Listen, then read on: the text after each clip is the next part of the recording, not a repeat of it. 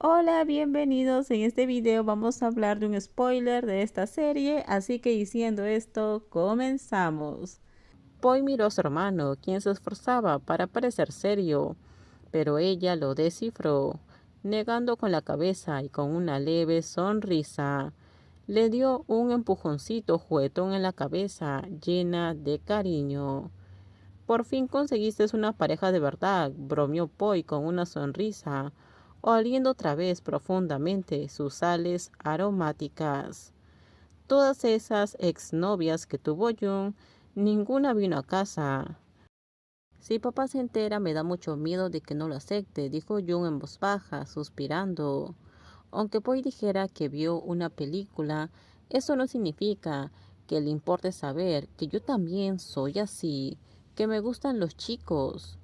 Sor se movió, rodando de lado para mirarlo. Miró a Jung, a ese niño travieso que sinceramente solía ser mucho más problemático que un niño. Ya se lo dijimos a tu hermana. Es suficiente por ahora, ¿no crees? Dijo Sor con dulzura. Esperemos estar más preparados antes de contárselo a tu padre. O sea, cuando te gradúes, tengas trabajo y puedas cuidarte de ti mismo. Quizás entonces tu padre esté más dispuesto a escucharte y comprenderte. Ahora mismo, para él, solo eres un estudiante. Jung guardó silencio pensándolo. Lo que decía Sor tenía sentido, pero una parte de él aún dudaba. ¿Y si esperar solo empeoraba las cosas?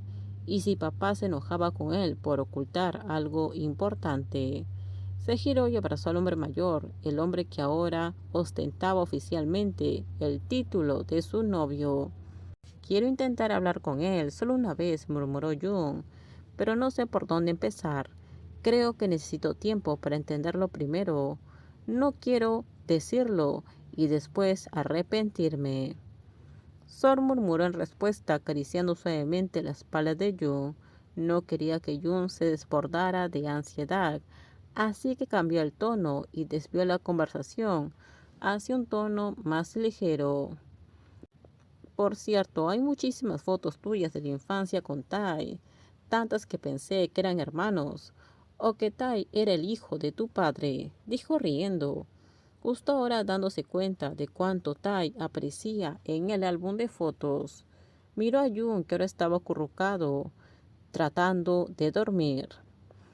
Tai es muy amable conmigo. En aquel entonces estaba súper apegado a él y a Win. Si todos volviéramos a hacer un viaje así, probablemente volvería a pegarme a ellos. Tai es realmente dulce. Si te atreves a volver a ponerte pegajoso con Tai, te juro que le daré una patada, dijo Sor, abrazándolo con más fuerza. Ya eres mayor, ya tienes novio, así que si te veo coqueteando con otros, no, coquetea conmigo. No soy tan rico como Tai, pero puedo cuidarte perfectamente. Mordió la oreja de Jun suavemente como castigo por ese pequeño comentario, haciendo que Jun estallara en risas. Jun se inclinó lentamente. Pisor, me gustas. Sor murmuró en voz baja, con la mirada fija en el chico que acababa de confesarse, como si estuviera probando su corazón, esperando oír las palabras que buscaba. Jun hizo un puchero. Sor sonrió. Te amo. Esa palabra amor se escapó de sus labios en un susurro, justo en el oído de Jung, una palabra reservada solo para él. Te amo, Sor, dijo Jung. Hacía mucho que no oía decir esa palabra, Gia, recordando la única vez que Jung lo usó, y fue solo por un trato que habían hecho. Desde entonces, nada, nunca más. Pero esa noche ahí estaba, claro como el agua. Jun lo dijo.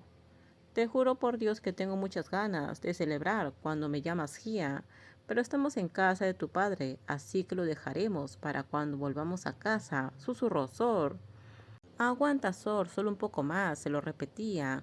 Una vez en casa no se contendría y castigaría a este niño.